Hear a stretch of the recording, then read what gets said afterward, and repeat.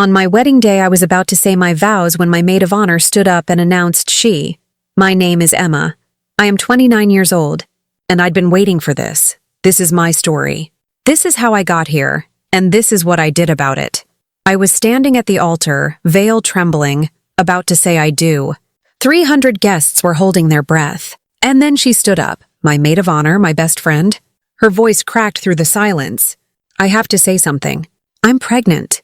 With his baby, gasps echoed. My fiancé went pale. My mother dropped her bouquet. The entire cathedral turned into an open wound. But I didn't cry. I didn't run. I just looked at her. My name is Emma, and I'd been waiting for this. I smiled, because I knew everything. And I was ready. Before I tell you how everything flipped, like and subscribe, drop a comment. Where are you watching from? I met Ryan 3 years ago. It was at a hospital fundraiser, one of those loud, crowded rooms I hated. The room smelled like expensive perfume and catered chicken. I was only there because my boss made me go. I was standing near a pillar trying to look interested in a silent auction when he walked up. It's terrible, isn't it? He said. I looked at him. He was tall, with the kind of easy smile that made you feel like you were already in on a joke. He was wearing a suit that cost more than my car. The auction? I asked. Everything, he said and laughed. The noise, the food, the pretending, I smiled. He was right. His name was Ryan. He was a financial analyst or something else important sounding. He was charming in the easy way of men who've been told yes their entire lives. He talked to me for an hour, ignoring everyone else. He made me feel seen. I was cautious. I had been hurt before, but he was persistent. He called the next day. He sent flowers to my office. He remembered a small thing I said about a restaurant I wanted to try, and he made reservations for that weekend. Dinner turned into weekends. Weekends turned into him leaving a toothbrush at my apartment. He was good at it. He was good at being a boyfriend. He listened. He was supportive when I got a promotion. He met my parents and charmed my mother. He told me I was the most beautiful, intelligent woman he'd ever met. I believed him. 6 months into us dating, he moved in. A year later, we bought a small house together. Or rather, he bought it and I helped decorate. It all felt like a dream. And then there was Claire. Claire was my maid of honor. She was my college roommate. She was my almost sister.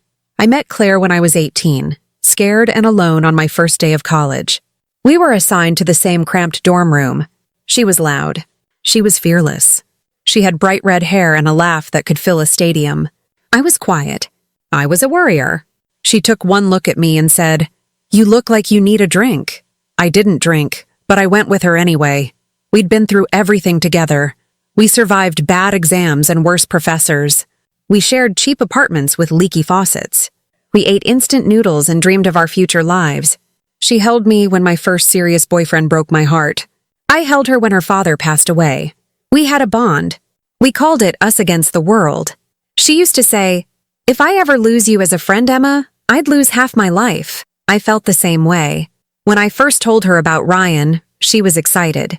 "He's rich and hot? You'd better lock that down," she joked.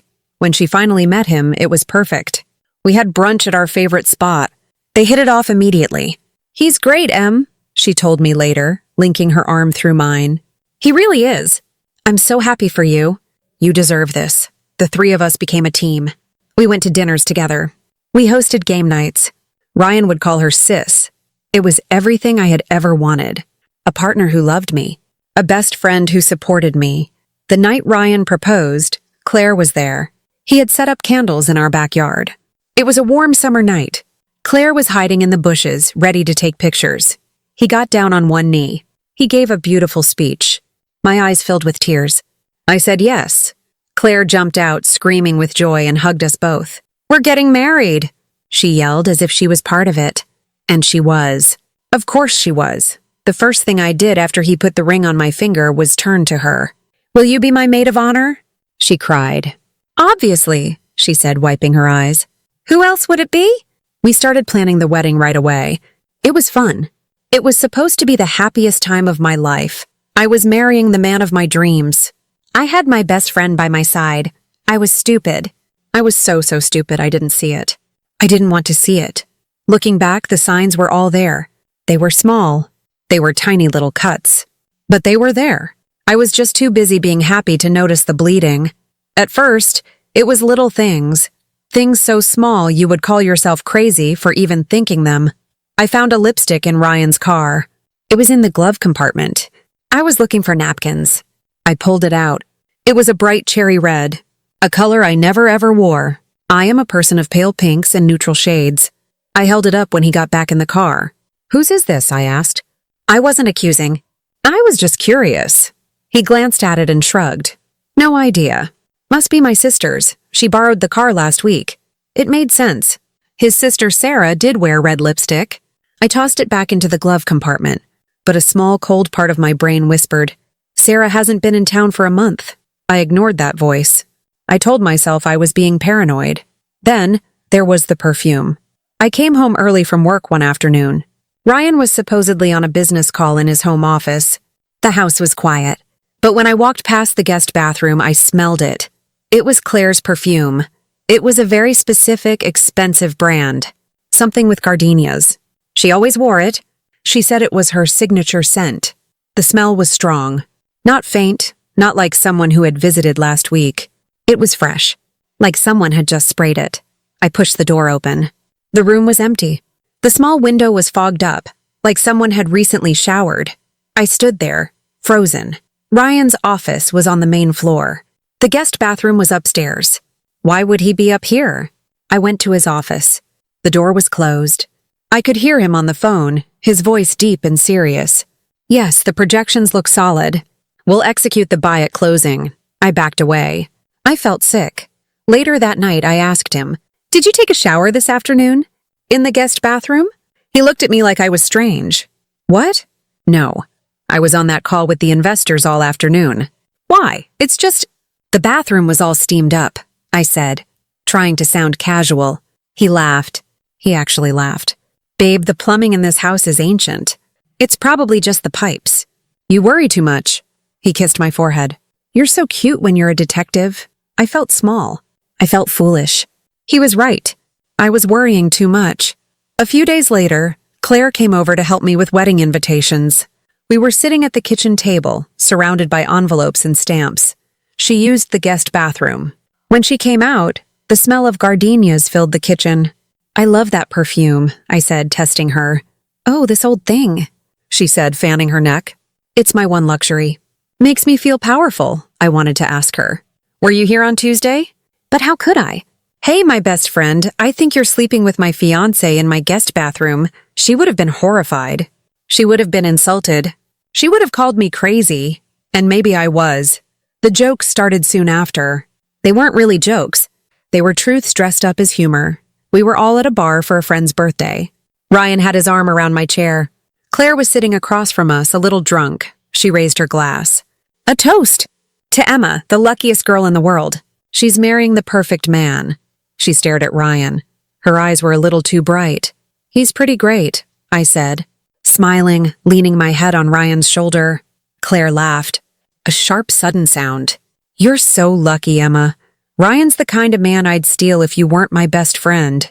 The table went quiet for just a second. My smile faltered. Ryan laughed. He laughed too loud. "Careful, Claire. We don't want Emma getting any ideas." "Oh, please," Claire said, waving her hand. "She knows I'm joking. We all know you only have eyes for her." But she didn't look at me when she said it. She looked at Ryan. It felt cold. The rest of the night, I watched them.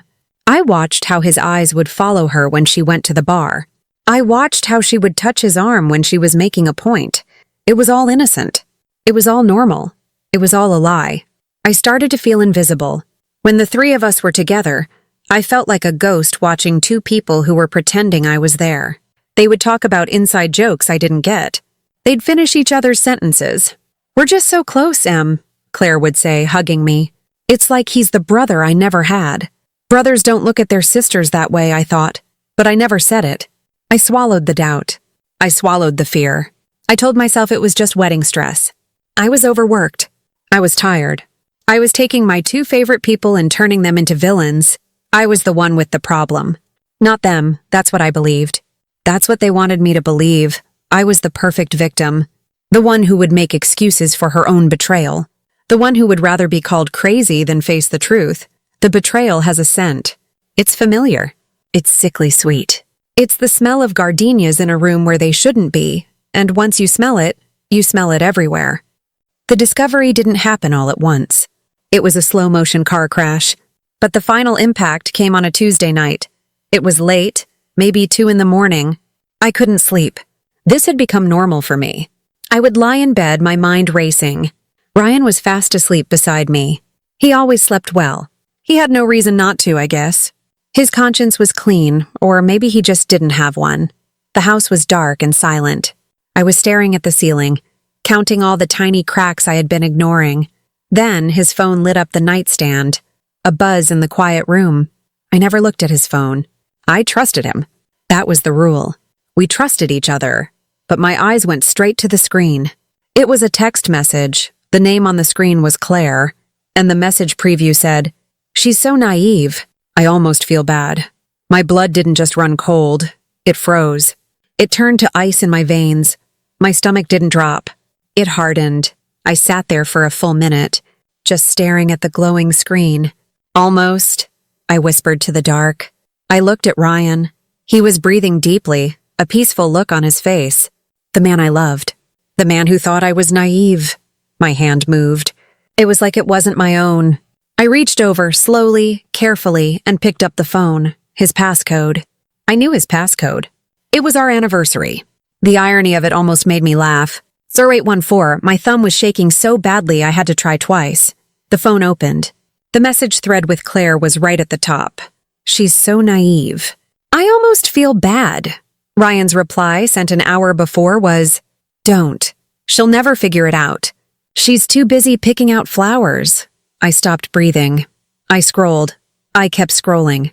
It wasn't just weeks of messages. It was months. It was a whole secret life. It was, "I can't wait to see you," on the day he told me he was stuck at the office. That was amazing on the night I thought he was at a client dinner. They talked about me. They laughed at me. "She's wearing that ugly sweater I hate. Did you see her face when you made that joke? She almost knew. Don't worry, she believes everything I say." They were cruel. They weren't just cheating. They were enjoying the deception. Then the pictures. Pictures of them. In hotel rooms. In his car. In our house. On our sofa. One picture was of Claire, wearing one of Ryan's shirts, sitting at my kitchen table, drinking from my favorite mug. The caption was, "Playing house." I felt the bile rise in my throat. I pressed my hand to my mouth. I would not be sick. I would not make a sound. I slipped out of bed. I took the phone with me. I went into the guest bathroom, the one that smelled like gardenias. I locked the door. I sat on the cold tile floor, and I continued to read. I read about their plans. Just a few more months. After the wedding, it'll be so much easier. We have to be careful. Once the houses are merged, then we can make our move. My blood turned from ice to fire. They weren't just having an affair. They were planning something. They were planning to wait until after the wedding, after our assets were combined, after that prenup I signed was locked in. The prenup, I had signed it without even reading it. Ryan's lawyer had drafted it. Ryan had said it was just a formality to protect his family's assets. I was so in love. I'd signed it with a smile, eager to show him how much I trusted him, how little I cared about his money. He had used my trust against me, and then I saw it. The message that stopped my heart, it was from Claire. Sent 2 days ago. "We have a problem. I'm late." Ryan's reply. "Did you take a test?" Claire, "Just did. It's positive." Below it, a picture of a pregnancy test. 2 pink lines, followed by a single terrifying emoji. A baby. I sat on the floor, the white light of the phone illuminating my face. I was not a person. I was a tool. I was a stepping stone. I was the naive girl they were going to use and discard. I realized I'd been sleeping beside one liar and toasting life with another. I thought about screaming. I thought about smashing the bathroom mirror. I thought about waking him up and throwing the phone in his face. What would happen? He would lie. He would gaslight me. He would say I was the crazy one for looking at his phone. He would twist it. He would make it my fault. And Claire. She would cry. She would say I misunderstood. She would say he forced her. She would play the victim. They would both turn on me. The naive, hysterical, paranoid fiancé. I stood up. I looked at myself in the mirror. My face was pale. My eyes were empty. I didn't look sad. I looked cold. That night, I didn't confront them. I deleted the message thread from his phone. I put the phone back on the nightstand, exactly as I had found it. I got back into bed. Ryan turned over in his sleep, sighing.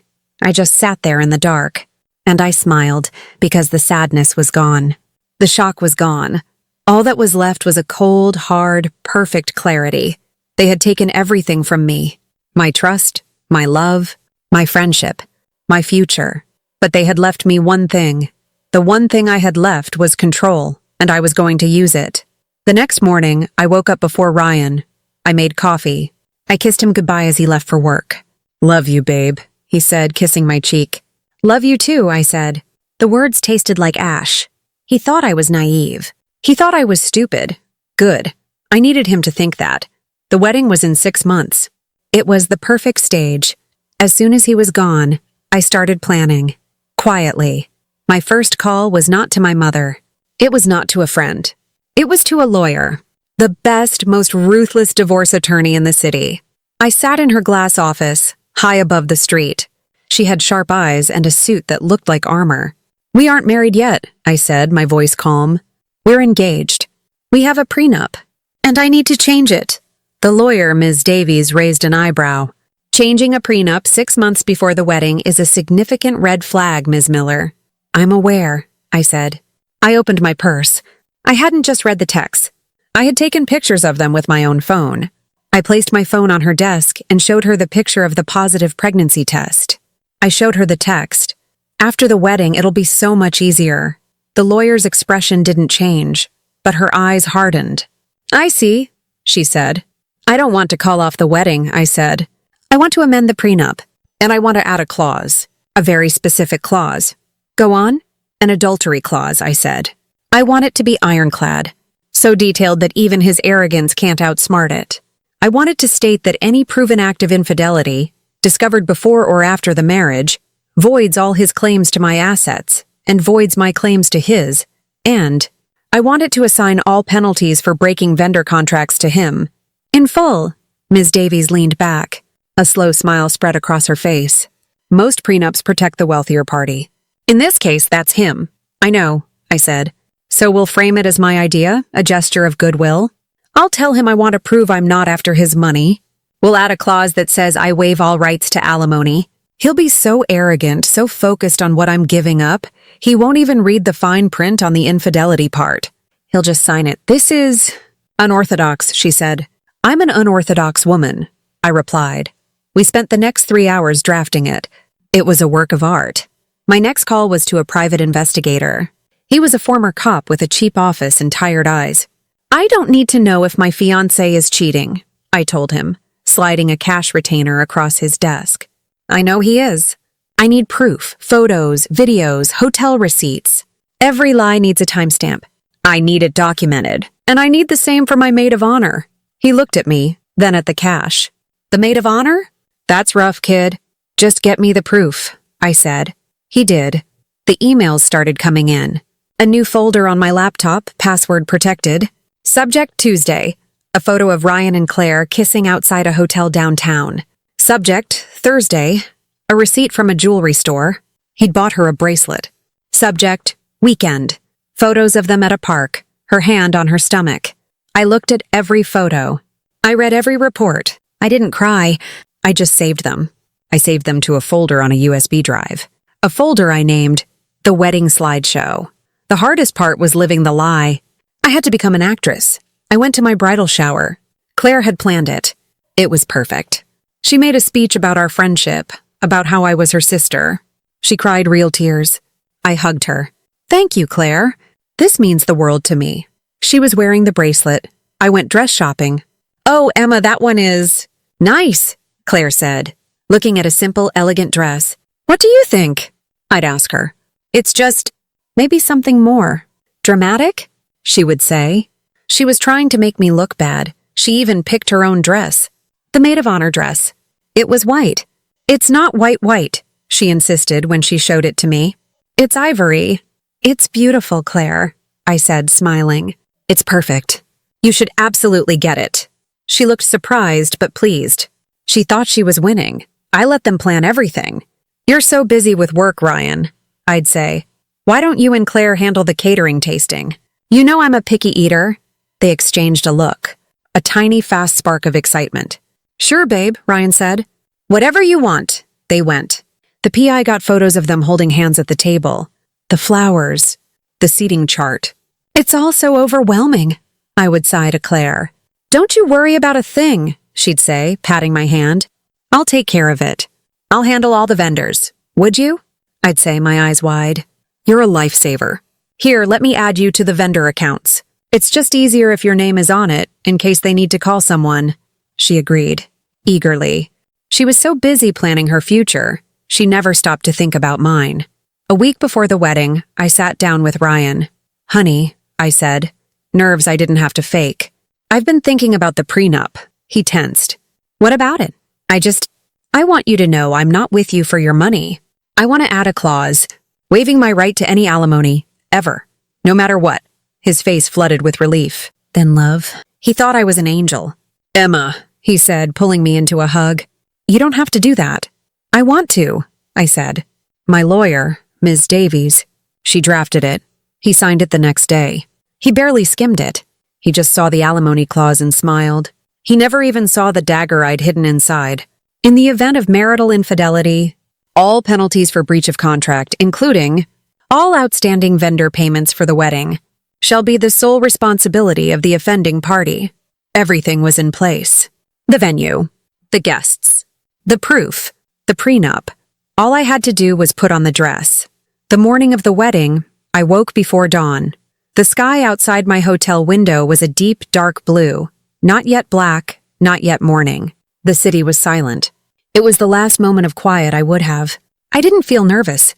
I didn't feel excited. I didn't feel like a bride. I felt like a soldier. Today was not about love. Today was about closure.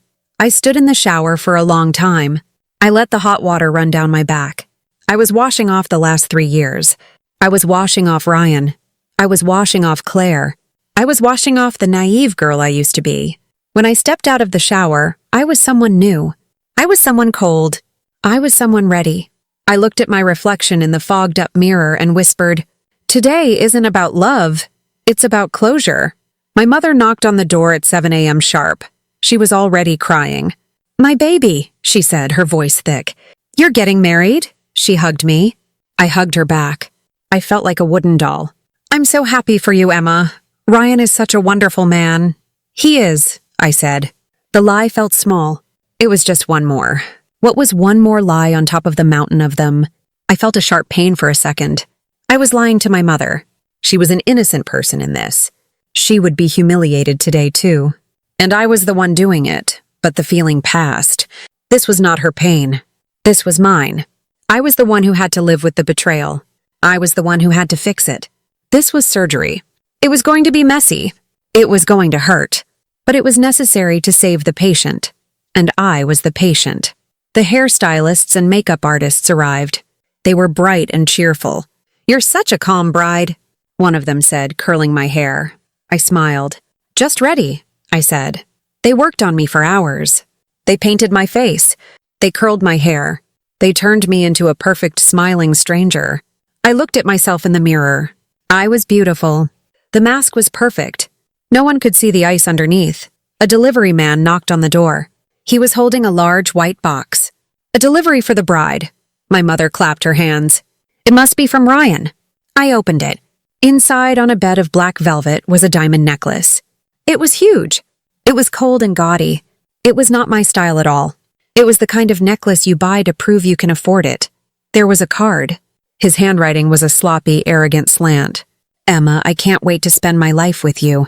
Today is just the beginning. I love you more than anything. More than anything, I thought. Except her. I put the necklace on. It felt heavy like a chain. It was perfect. Another piece of evidence. Then she arrived. Claire. She knocked and then just walked in like she always did. Like she owned the place. She was in her dress. Her white ivory dress. It was beautiful. It was a wedding dress. She had a small fake diamond tiara in her red hair. She looked like a bride. She was already showing. A tiny, hard bump under the expensive fabric. She kept her hand on it.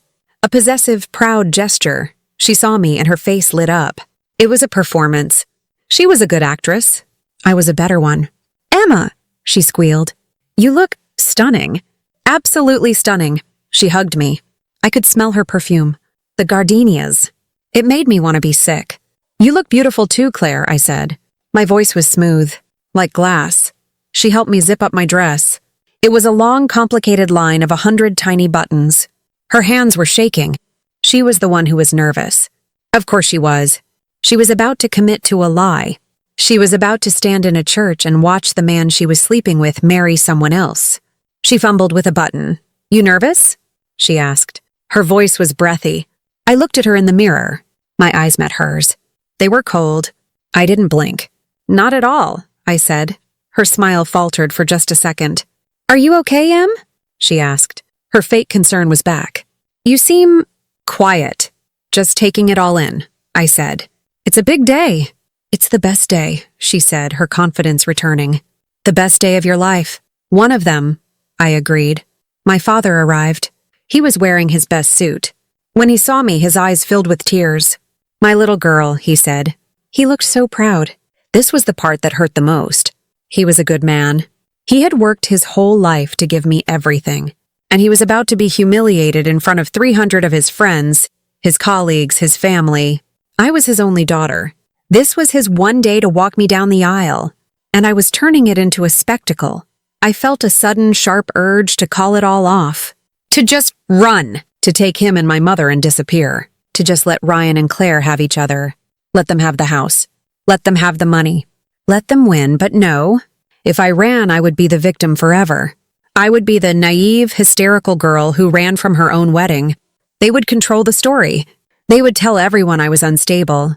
They would paint themselves as the victims. We were just trying to help her. She was so stressed, she just snapped. No, the only way out was through.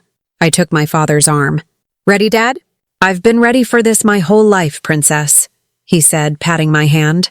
I was sorry. I was so sorry that I had to do this to him. But I was more sorry for what they had done to me. The string quartet began. The music was beautiful. It was a song I had loved. Now it sounded like a funeral march. The large hotel doors opened. My mother was in the front pew. She was beaming. Ryan's parents were next to her. They looked so proud. And in the very front row in the seat of honor was Claire, my maid of honor. She smiled and winked at me. I looked down the long, white aisle. 300 people were standing. 300 faces. Every seat was filled with witnesses. They didn't know it yet. They thought they were at a wedding. They were wrong. They were at a masterpiece.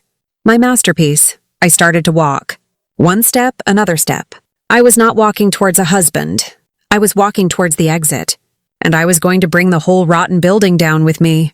Walking down the aisle was the longest walk of my life. It felt like walking through wet cement.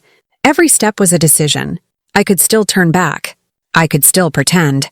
I could still sign the papers, become Mrs. Ryan, and live a life of quiet, poisoned misery. My father's arm was linked in mine. He was squeezing my hand. He thought I was nervous. He was wrong. I was focused. I looked straight ahead. I did not look at the guests. I did not look at the flowers, the ones Claire had picked out. I looked at Ryan. He was standing at the altar, beaming. He looked handsome in his tuxedo. He looked like the man I had fallen in love with. But he was a stranger. The man I loved was a fiction. This man was a monster. He saw me and his eyes lit up. He thought this was all for him. He thought he had won. "You are so naive," I thought. When I reached the altar, my father kissed my cheek and handed me to Ryan. Ryan's hand was warm. He squeezed mine. "You look breathtaking," he whispered. "You too," I said. We turned to the priest. He was an older man with a kind, wrinkled face. "Dearly beloved," the priest began, his voice echoing in the huge cathedral. "We are gathered here today in the sight of God to join this man and this woman in holy matrimony." His words faded. I was not listening. I was watching. I watched Ryan. He was playing the part of the devoted groom perfectly. He would look at me and smile.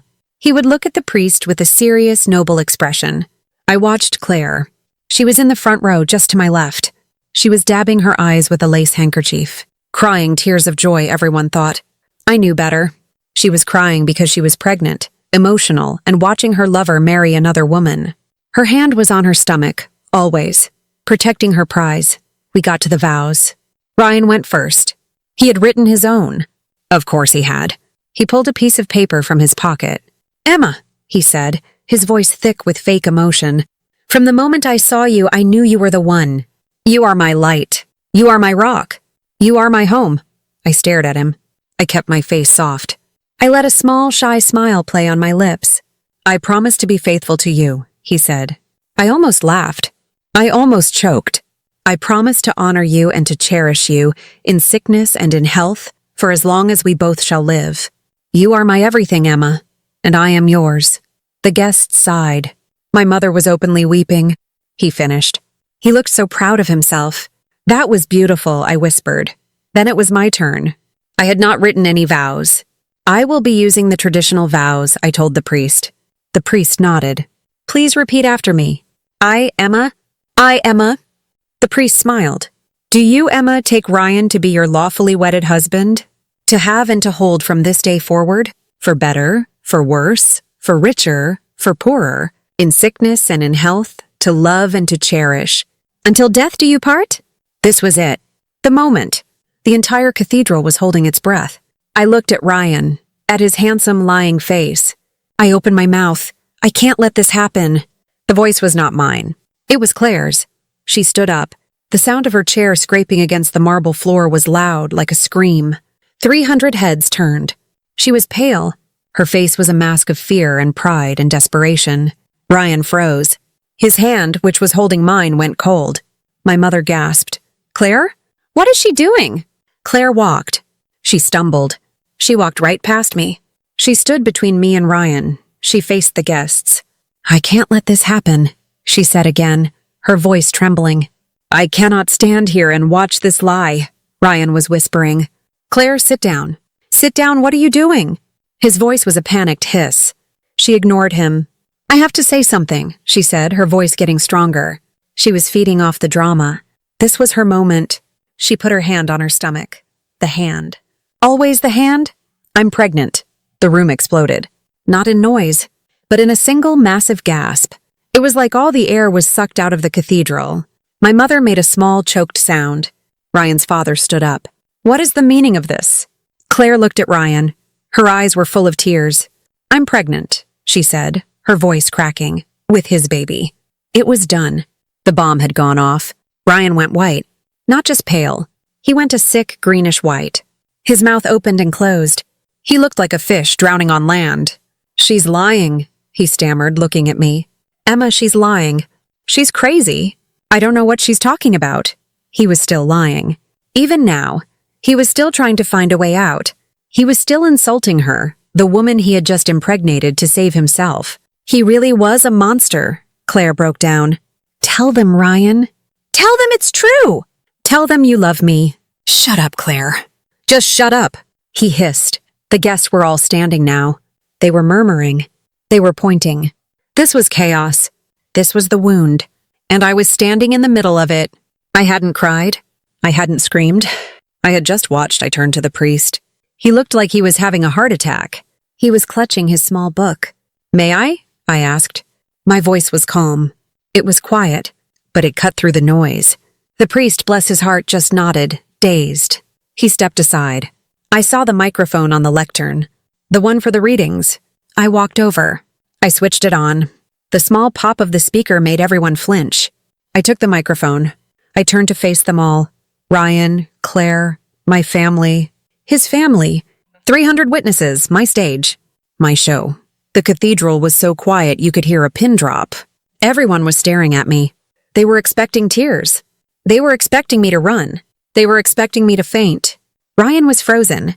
He was trapped between me, the woman he was trying to marry, and Claire, the woman who was carrying his child. Claire was sobbing, but she looked proud. She thought she had won. She thought this was a brave, romantic gesture. She thought she had saved him from me. She was so stupid. I looked at her. I smiled. It was a small smile. It was a cold smile. "Claire," I said. My voice echoed, calm and clear through the speakers. "I was wondering when you'd tell everyone. The blood drained from Claire's face. Her sobs stopped. She looked at me, confused. What? Ryan's head snapped towards me. Emma, what are you talking about? I was wondering too, I continued, my voice conversational, as if I was discussing the weather. In fact, I was so curious about what you would do, I made a little presentation. I know how much you love planning, Claire. You planned this whole wedding, after all. The flowers, the catering, your dress. I gestured to her white dress. Beautiful, by the way. Very bridal. She flinched. So, I said, I decided to plan this one. Final part. I reached into the small, beaded bag that was hanging from my wrist. The bag I had carried instead of a bouquet. I pulled out a small black remote. I hope you all like slideshows, I said. I aimed the remote at the back of the cathedral. I had paid a team of AV technicians a lot of money. They were disguised as wedding coordinators. The lights in the cathedral dimmed. A huge projector screen, which had been hidden above the altar, rolled down silently. It flickered to life. A gasp went through the crowd. Ryan took a step back. Emma, what is this? What did you do? This, I said. This, Ryan, is what you call closure. The first slide lit up the screen. It was a photo. It was Ryan and Claire. They were in his car. They were kissing. It was a deep, passionate kiss. It was not a friend's kiss. The timestamp from the PI was in the bottom corner. It was a Tuesday, 3 months ago, the day Ryan told me he was stuck at the office. A woman in the front row screamed. It was Ryan's mother. Oh my God, my father whispered. You set me up. Claire shrieked. Her voice was high and panicked. No, I said softly, my voice still amplified by the microphone. You set yourself up. I just made sure the lighting was perfect. I clicked the remote. The next slide. It was a hotel receipt. The Grand Hotel, room 412, 2 nights. The name on the bill was Ryan's. That was a business trip to Chicago, I explained helpfully. I clicked again. A text message. She's so naive. I almost feel bad. Don't. She'll never figure it out. She's too busy picking out flowers. The words were huge. Everyone could read them. I heard my mother start to cry. Not for me. For the betrayal, I clicked again. A receipt from a jewelry store. The bracelet Claire is wearing right now, I pointed out. A lovely thinking of you gift. Claire's hand flew to her wrist. I clicked again. The photos got worse. A photo of Claire sitting at my kitchen table, in my kitchen, wearing Ryan's shirt. The caption from her text was typed below it. Playing house. Ryan lunged for me. Turn it off! Emma, turn it off now. He was furious. He wasn't sorry. He wasn't ashamed. He was angry that he had been caught. My father, who had been frozen in shock, stepped in front of me. You touch her, Ryan, my father said, his voice a low growl I had never heard before. And I will kill you. Ryan stopped. He looked at my father. He looked at me. He saw that he had no allies. There's more, I said. I clicked again. It was the last text. The one that started it all. We have a problem. I'm late. Did you take a test?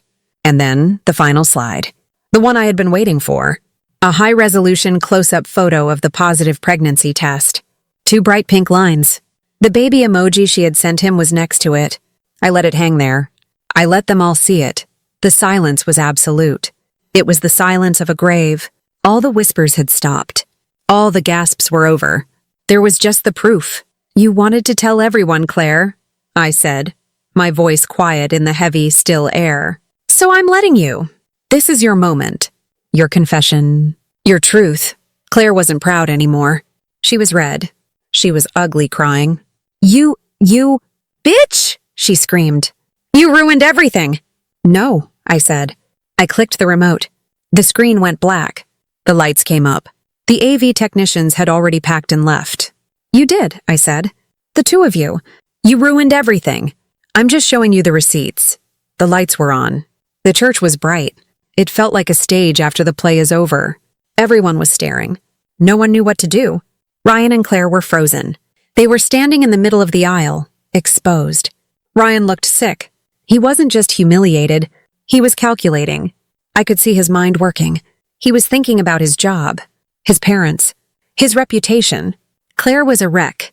She was sobbing, mascara running down her face. Her white dress was a joke. I put the microphone back on the lectern. I was done. I turned to Ryan. His face was a mix of fury and panic. Ryan, I said, My voice was my own again. No microphone. He flinched. Remember that prenup? I asked. His head snapped up. His eyes widened. The prenup. The one you signed last week? I continued. The one where I so generously waived my right to alimony? He was pale. He was starting to understand. I brought a copy, I said. From my beaded bag, I pulled out a single folded paper. It was a copy of the key page. My lawyer, Ms. Davies, was brilliant. She was actually sitting in the third row. She had been my witness. She gave me a small approving nod. I'd like to draw your attention to Clause 7B, I said, unfolding the paper. I didn't need to read it. I knew it by heart. The infidelity clause. Ryan's face turned from pale to a pasty, sick white. You can't, he stammered. It states, I said, my voice loud and clear, that in the event of proven marital infidelity by either party, all penalties for breach of contract, including, but not limited to, all outstanding vendor payments, shall be the sole responsibility of the offending party. I smiled at him. This entire wedding, Ryan, this cathedral, the 300-person dinner, the open bar, the string quartet, the $50,000 worth of flowers Claire picked out. It's all yours. The bills are going to your office tomorrow. He looked like I had hit him. He opened his mouth. No sound came out. He was ruined. He had been so focused on protecting his assets from me, he never imagined I would be protecting myself from him. Then I turned to Claire. She was still crying. I loved him, she whimpered. I know, I said. And now you get to pay for him. Her head shot up. What? The vendors, Claire, I said, as if explaining something to a child. I was so overwhelmed, remember? You handled everything. You were such a good friend. Her face was a blank mask of confusion. I'm so glad you put your name on all the accounts. It made it so much easier. The catering, the dress rentals, the bar. You put your credit card on file for incidentals, just in case. Her hand went to her mouth. No, yes, I said. Turns out this whole day is an incidental. The vendors have already been paid. They were paid this morning. With your card? You can't do that, she shrieked. I can, I said. You signed the contract. You authorized the charges. You were my maid of honor. You were in charge. She looked at Ryan. Ryan, do something. Ryan just stared at her. He looked at her like she was a disease. He was done with her. She had served her purpose. She had cost him everything. I was finished. I took the heavy, gaudy diamond necklace off, the one he had given me this morning. I walked over to him and dropped it in his hand. You'll need this, I said. You should probably return it. Then I turned to Claire. My beautiful bouquet was still on the altar steps. I picked it up. I walked over to her. You might as well keep these, I said, handing her the bouquet. Her hands were shaking. She took it. You've been holding them long enough. Then I turned, and I walked. I walked past my father. He had tears in his eyes, but he was smiling. He was so proud. I walked past my mother. She was crying, but she looked relieved. I walked past Ryan's parents, who were screaming at him. I walked past the 300 guests who were silent, watching me. I didn't run. I walked. My back was straight. My head was high. I could feel the expensive lace of my wedding dress, the one I had paid for. I was keeping the dress. The chaos started behind me. Ryan shouting. Claire screaming. My mother calling my name. Emma, wait! But I didn't wait. I reached the huge cathedral doors. A man in a black suit, one of Ms. Davies' people, opened them for me. Sunlight hit me. It was bright. It was warm. It felt like forgiveness. A black sedan was waiting at the curb. Not a limo, a getaway car. The driver opened the back door. I gathered up my dress. I got in. I looked back at the church. I could still hear the yelling. I smiled. It was a real smile. A peaceful smile. The driver got in. Where to, miss? He asked. The airport, I said. I have a flight to catch. People say revenge is ugly. They say it's a dish best served cold. They're wrong. Revenge, when it's done right, isn't cold.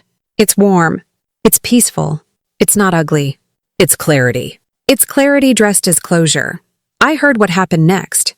Ms. Davies, my lawyer, told me all about it. Ryan and Claire screamed at each other right there in the church. He called her names.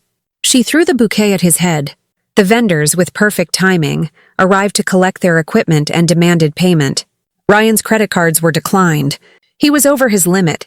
Claire's were too, The bank had put a hold on all her accounts. A hold I had requested, with the fraud protection on my joint accounts, which she had been using. They were both ruined, humiliated. Ryan's father, a powerful man, was so ashamed he disowned him. Claire, I heard, moved back in with her mother. She had the baby. I don't know if it was a boy or a girl. It doesn't matter.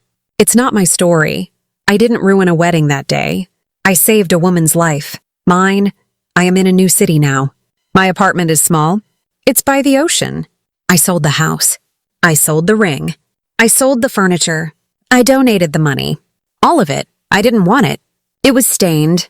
I have a simple job at a local bookstore. I walk on the beach every morning. I am quiet. I am breathing. Claire lost everything she borrowed. Ryan lost everything he thought he owned. And I gained something neither of them ever had. Freedom, dignity, and silence. If you've ever been betrayed, if you've ever been made to feel small or naive or stupid, remember this. You don't need to scream to be heard. You don't need to cry to show you are in pain. You just need to stand up, smile, and let the truth speak for itself.